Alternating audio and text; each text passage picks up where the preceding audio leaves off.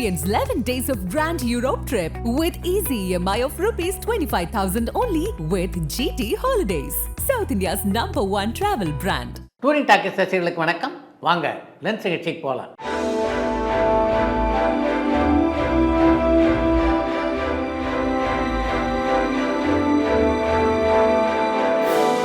என்னம்மா முதல் கேள்வி? நடிகர் ஆர்ஜே பாலாஜியினுடைய படத்தை பத்தி பொழுது பேசினா அதை அவர் ரீபோஸ்ட் பண்றாரு.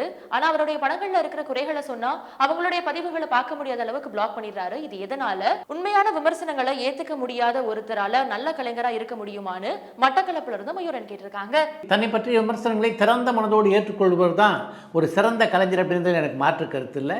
தன்னுடைய படத்தை பற்றி யாராவது குறை சொன்னா அது போன்ற பதிவுகளை ஆர்ஜே பாலாஜி நீக்கி விடுகிறார் அப்படின்னு உங்களுடைய கேள்வியில குறிப்பிட்டிருந்தீங்க. அதுக்கு பின்னாலே ஒரு காரணம் இருக்க வாய்ப்பு இருக்கு அப்படின்னு நான் நினைக்கிறேன். அது போன்ற குறைகளை நீங்கள் எதுக்காக சொல்கிறீங்க? அந்த குறைகளை எல்லாம் படித்து பார்த்து பாலாஜி தன்னை திருத்தி கொள்ள வேண்டும் அப்படின்றதுக்கு தானே. அந்த குறைகள் எல்லாம் படித்து பார்த்ததுக்கு பின்னாலே அது எதுக்கு மற்றவர்கள் பார்வைக்கு போகணும் அப்படின்னு ஆர்ஜே பாலாஜி நினைப்பதற்கு வாய்ப்பு இருக்கு இல்லையா? குணா திரைப்படத்துல உலகநாயகன் கமல்ஹாசன் சாரனுடைய அம்மா கதாபாத்திரத்தில் நடிச்ச நடிகையை பத்தி கொஞ்சம் விரிவா சொல்ல முடியுமான்னு சென்னையில இருந்து கௌஷிக் கேட்டிருக்காங்க. குணா படத்திலே கமல்ஹாசனுடைய அன்னையாக நடித்திருந்த நடிகையினுடைய பெயர் யஸ்வலட்சுமி. அவங்க ஒரு சிறந்த நடிகை மட்டும் இல்லை, ஒரு நல்ல பாடகியும் கூட. யஸ்வலட்சுமியுடைய நடிப்புக்காகவே ஓடிய பல தமிழ் படங்கள் உண்டு. உதாரணத்துக்கு சொல்லணும்னா KS கோபாலகிருஷ்ணனுடைய இயக்கத்தில் உருவான பணமா பாசமா படத்தை சொல்லலாம். கே பாலச்சந்திரனுடைய இயக்கத்தில் உருவான பூவா தலையா படத்தை சொல்லலாம். பாடகி பவதாரணியோட நீங்க எப்போதாவது பேசியிருக்கீங்களா? அவங்களுடைய மறைவு செய்தி கேட்டு ரொம்பவே அதிர்ச்சியா இருந்தது. அவங்கள பத்தி சொல்ல முடியுமான்னு சென்னையில இருந்து சுஹேல் கேட்டிருக்காங்க. பவதாரணி சின்ன குழந்தையா இருந்த காலத்திலேருந்தே எனக்கு நல்லா தெரியும். ஆனாலும் அவரோடு நெருங்கி பழகவோ பேசவோ எனக்கு வாய்ப்பு கிடைக்கல. விழாக்களில் பார்க்கும்போது ஒருவருக்கொருவர் நலம் விசாரித்துக் கொள்வதோடு சரி. பவதாரணியை பொறுத்தவரைக்கும் ஒரு திறமையான பாடகி. அப்படி இருந்தோம் அந்த திறமைக்கான உயரத்தை அடையாமலே அவர் இறந்து விட்டாரே அப்படின்றது தான் எனக்குள்ளே இருக்க மிகப்பெரிய வருத்தம். விஜய் சாருடைய கோட் திரைப்படம் மிகப்பெரிய வெற்றி அடைஞ்சா மோகன் சாருடைய ஹரா திரைப்படமும் பிரசாந்த் சாருடைய அந்தகன் திரைப்படத்துக்கும் ஒரு நல்ல ஓப்பனிங் கலெக்ஷன் கிடைக்கிறதுக்கான வாய்ப்பு இருக்கான்னு வடபழனில இருந்து ராஜேஷ் கேட்டிருக்காங்க.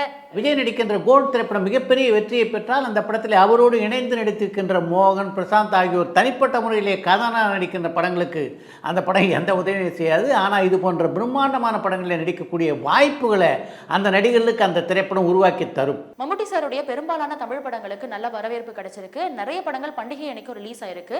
ஆனா அவர் ஏன் தமிழ் படங்கள்ல ரொம்ப தீவிரமா நடிக்கலன்னு கோயம்புத்தூர்ல இருந்து அஜய் கேட்டிருக்காங்க. மம்முட்டியை பொறுத்த வரைக்கும் மலையாள படங்களே பரபரப்பாக நடித்துக் கொண்டிருக்கிற நடிகர் அவர் தமிழ் படத்தில் நடிக்கணும்னா அதுக்காக முன்கூட்டியே திட்டமிடணும், அவர்கிட்ட காய்ச்சிட்டு வாங்கணும். அப்புறம் தான் அவரால் தமிழ் படத்தில் நடிக்க முடியும். அதன் காரணமாக கூட அதிகமான தமிழ் படங்கள் அவர் நடிக்க முடியாமல் போயிருக்க வாய்ப்பு இருக்குது அப்படின்னு நினைக்கிறேன். இதையெல்லாம் தாண்டி தமிழில் மம்முட்டி அதிகமான திரைப்படங்கள் நடிக்கணும்னா அதுக்கு இங்கே இருக்கிற இயக்குநர்கள் தானே முயற்சி செய்யணும். மம்முட்டியாக முயற்சி செய்வார். இன்னைக்கு சினிமால பெருசா நடிக்காத நடிகர்களான ராமராஜன் சார், சிபி சத்யராஜ், சக்தி பி வாசு, வினித் தங்களுடைய லைஃபை ரன் பண்றதுக்கு என்ன பண்றாங்கன்னு மலேசியால இருந்து சரவணன் வாசுதேவன் கேட்டிருக்காங்க. நீங்கள் குறிப்பிட்டிருக்கின்ற 3 நடிகர்களில் சிபி சத்யராஜ் வாசு ஆகிய இருவருமே பார்த்தீங்கன்னா நல்ல வசதியோடு இருப்பவர்கள். படத்தில் நடிக்கலைன்னா கூட அவங்களால இன்னும் பல ஆண்டுகளுக்கு சிறப்பாக வாழ்க்கை நடத்த முடியும். இந்த 3 நடிகரில் கொஞ்சம் வசதி குறைவான நபர்னா அது ராமராஜன் தான். ஆனால் அவரும் ஓரளவுக்கு வசதியாகத்தான் இருக்கிறார். உன்னை நினைத்து திரைப்படத்துல விக்ரமன் சார் கூடயும் மயில்சாமி சார் கூடயும் ஒர்க் பண்ண அனுபவத்தை பத்தி ஷேர் பண்ண முடியுமான்னு சென்னையில இருந்து கௌஷிக் கேட்டிருக்காங்க. விக்ரமனுடைய இயக்கத்திலே அந்த படத்தில் நடித்தது மிகுந்த மகிழ்ச்சி எனக்கு தந்தது அப்படின்னு நான் சொல்வேன். ஏன்னா விக்ரமனை பொறுத்த வரைக்கும் எந்த டென்ஷனும் இல்லாமல் படப்பிடிப்பு நடத்துவார். அதே மாதிரி படத்தில் நடிக்கின்ற நடிகர்களுக்கும் எந்த டென்ஷனும் கொடுக்க மாட்டார். அந்த படத்திலே மயில்சாமி அற்புதமாக ஒரு கதாபாத்திரத்தை நடித்திருந்தார். அந்த படத்திலே நடித்ததுக்கு பின்னாலே எங்கே மயில்சாமி நான் சந்தித்தாலும் உன்னை நினைத்து படத்தை பற்றி அவர் பேசாமல் இருந்ததே இல்லை. அந்தளவுக்கு சிரஞ்சீவியான காமெடியாக இன்று வரையிலே ரசிகர்களால் போற்றப்பட்டு கொண்டிருக்கின்றது தான் உன்னை நினைத்து பட comedy. Rajamouli sir and Mahesh Babu இணைய திரைப்படத்தை நெட்ஃபிளிக்ஸ் நிறுவனமும் சேர்ந்து தயாரிக்க போறதா வர செய்திகள் உண்மையா? அண்ட் அமேசான் அண்ட் டிஸ்னி மாதிரி இனிமே நெட்ஃபிளிக்ஸும் தியேட்டர்களுக்கான திரைப்படங்களை தயாரிக்க போறாங்களான்னு ஸ்ரீலங்கால இருந்து மதிஷாந்த் கேட்டிருக்காங்க. ராஜமௌலி இயக்கத்திலே மகேஷ் பாபு நடிக்கின்ற படத்தில் நெட்ஃபிளிக்ஸ் இணைவதற்கும் வாய்ப்பு இருக்கு. அதே மாதிரி தொடர்ந்து திரைப்படங்களை நெட்ஃபிளிக்ஸ் தயாரிப்பதற்கும் பிரகாசமான வாய்ப்புகள் இருக்கு. மாயாண்டி குடும்பத்தார் பார்ட் 2 எடுக்க போறதா செய்திகள் வந்துச்சு. அந்த படத்தினுடைய இயக்குனர், அந்த படத்துல நடிக்கிற நடிகர்கள் யார் யாருன்னு அப்டேட் இருந்தா ஷேர் பண்ண முடியுமான்னு தர்மபுரியில இருந்து ராஜா கேட்டிருக்காங்க. விஜய் கதாநாயகனாக நடித்த புதிய கீதை அப்படின்ற படத்தை இயக்கிய ஜெகன் தான் மாயாண்டி குடும்பத்தார் படத்தினுடைய பார்ட் 2 இயக்க போறாரு. மாயாண்டி குடும்பத்தார் முதல் பகுதியில் எந்தெந்த நட்சத்திரங்கள் எல்லாம் நடிச்சாங்களோ அவங்க எல்லாருமே 2வது பகுதியில் நடிக்கிறாங்க. அதில் முக்கியமான ஒரு கதாபாத்திரத்திலே ஜெய்யை நடிக்க திட்டமிட்டிருப்பதாக ஜெகன் என்னிடம் பேசும்போது குறிப்பிட்டார். நீங்க சூப்பர் ஸ்டார் ரஜினிகாந்த் சார் உலகநாயகன் கமல்ஹாசன் சார் கூட பேசும்பொழுது ரிட்டையர்மெண்ட் பத்தி விவாதிச்சிருக்கீங்களான்னு மலேசியால இருந்து சரவணன் வாசுதேவன் கேட்டிருக்காங்க.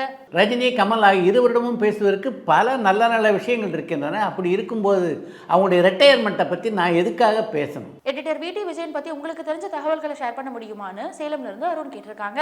வி.டி. விஜயன் எப்படிப்பட்ட அற்புதமான படத்தொகுப்பாளர் என்பதும் அவருடைய படத்தொகுப்பிலே எத்தனை திரைப்படங்கள் மிகப்பெரிய வெற்றியை பெற்றிருக்கின்றன அப்படின்றதும் நீங்கள் நன்கு அறிந்த விஷயம். இதை தாண்டி ஒரு முக்கியமான விஷயத்தை வி.டி. விஜயனை பற்றி இங்கே பதிவு செய்ய வேண்டும் அப்படின்னு நான் நினைக்கிறேன்.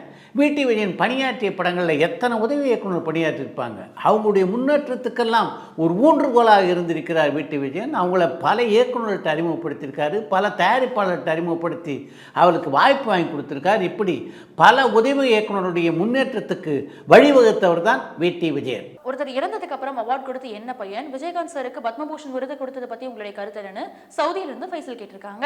ஒருவர் இருக்கும்போது மனம் திறந்து பாராட்டாத பலர் அவர் இறந்ததுக்கு பின்னாலே போழஞ்சலி அப்படின்ற பேரிலும் நினைவஞ்சலி அப்படின்ற பேரிலும் இரங்கல் கூட்டத்தை நடத்தி எத்தனை விதமாக பாராட்டுகிறார்கள். அப்படிப்பட்ட பாராட்டாகத்தான் ஒருவர் இறந்ததுக்கு பின்னாலே மத்திய அரசு கொடுக்கின்ற பத்மபூஷன், பத்ம விபூஷன் போன்ற விருதுகளையும் நான் பார்க்கிறேன். பெருசா வெற்றி திரைப்படங்கள் கொடுக்கலனாலும் நடிகர் ஜெயம் ரவி இப்போ 8க்கும் மேற்பட்ட திரைப்படங்களை நடிக்கிறாரு. இவ்வளவு வாய்ப்புகள் அவருக்கு எப்படி வருதுன்னு தஞ்சாவூர்ல இருந்து பவித்ரன் கேட்டிருக்காங்க. திரையுலகிலே ஒரு கதாநாயகர் நீடிச்சு நிற்கணும்னா அதுக்கு முக்கியமான காரணம் அவருடைய திரைப்படங்களுடைய வெற்றிகள் மட்டும் இல்லை, அவருடைய நடத்தை அதுக்கு முக்கியமான காரணம்.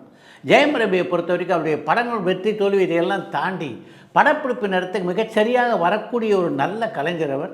தயாரிப்பாளருக்கு அவரால் எந்த பிரச்சனையும் இருக்காது. அதே மாதிரி இயக்குநர்கள் என்ன சொல்கிறாங்களோ அதை உள்வாங்கி கொண்டு நடிப்பதிலே மிகச்சிறந்த ஒரு படைப்பாளி அவர். இது போன்ற அவருடைய பல நல்ல குணங்கள் காரணமாக தான் அவருடைய ஒரு சில படங்கள் தோல்வியடைந்தாலும் அவருக்கு தொடர்ந்து வாய்ப்புகள் வருகின்றன. நடிகர் பிரசாந்த் திரைப்படங்களில் பாடல்கள் பாடியிருக்காரான்னு தர்மபுரியிலிருந்து ராஜா கேட்டிருக்காங்க.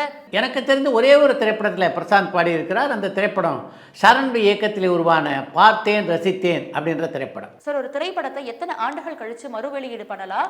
இதுக்கு ஏதாவது விதிமுறைகள் இருக்கான்னு சென்னையில இருந்து சந்தனகுமார் கேட்டிருக்காங்க.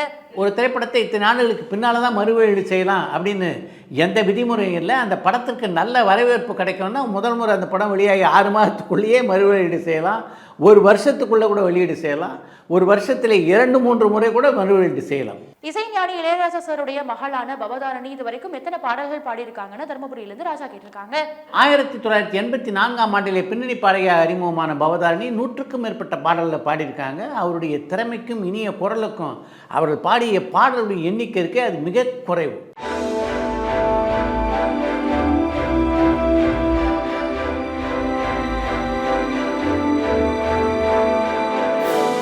வேற்றுமொழி திரைப்படங்களை இயக்க போகிற தமிழ் திரைப்பட இயக்குநர்கள் எப்படி அவங்களுக்கு மொழி தெரியாம மற்றவங்களை வேலை வாங்குவாங்கன்னு அண்ணம்பேர்ல இருந்து குப்பராஜ் கேட்டிருக்காங்க.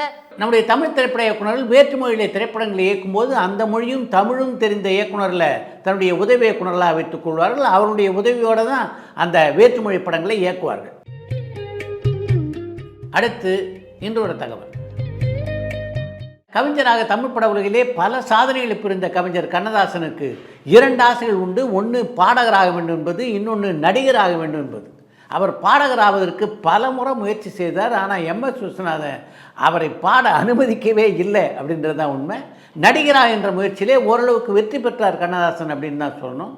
நடிகர் தலம் சிவா கணேசன் அறிமுகமான பராசக்தி திரைப்படம் தான் கவிஞர் கண்ணதாசன் நடித்த முதல் திரைப்படம். அந்த படத்தினுடைய இறுதி காட்சியில் ஒரு கோர்ட் சீன் வரல, அந்த கோர்ட் சீனில் நீதிபதியாக நடிக்கக்கூடிய வாய்ப்பு அவருக்கு கிடைத்தது. அதைத் தொடர்ந்து அவர் நடித்த திரைப்படம்னா அது ரத்த திலகம் என்ற திரைப்படம். அந்த படத்திலே கதாநாயகன் நடித்தவர் நடிகர் தலம் சிவா கணேசன் தான். கண்ணதாசனுடைய வாழ்க்கையிலே அவர் மிக முக்கியமான கதாபாத்திரத்தில் நடித்த திரைப்படம்னா கருப்பு பணம் திரைப்படத்தை சொல்லலாம். அந்த திரைப்படத்திலே ஒரு நடிகராக மிகச்சிறப்பாகவே அவர் நடித்திருந்தார் என்று சொல்ல வேண்டும். அதைத் தொடர்ந்து முக்தா சீனிவாசனுடைய இயக்கத்திலே பரமசிவன் கழுத்திலிருந்து பாம்பு கேட்டது என்ற பாடலை பாடி நடிக்கக்கூடிய வாய்ப்பை அவருக்கு முக்தா சீனிவாசன் வழங்கினார். அந்த படத்தை தொடர்ந்து கே. பாலச்சந்தர் இயக்கத்திலே அபூர்வராங்கள் என்ற படத்தை நடித்த கண்ணதாசன் அதைத் தொடர்ந்து நடித்த திரைப்படம் வேலும் மயிலும் துணை என்ற படம். அந்த படத்தில் அவர் எப்படிப்பட்ட காட்சியில் நடித்திருந்தார் அப்படின்னு நினைக்கிறீங்க?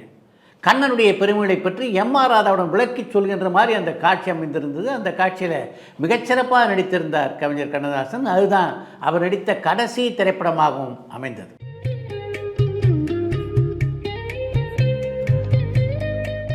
இத்துடன் இன்றைய லென்ஸ் நிகழ்ச்சி நிறைய பெறுகிறது. மீண்டும் அடுத்த லென்ஸ் நிகழ்ச்சியிலே சந்திப்போம்.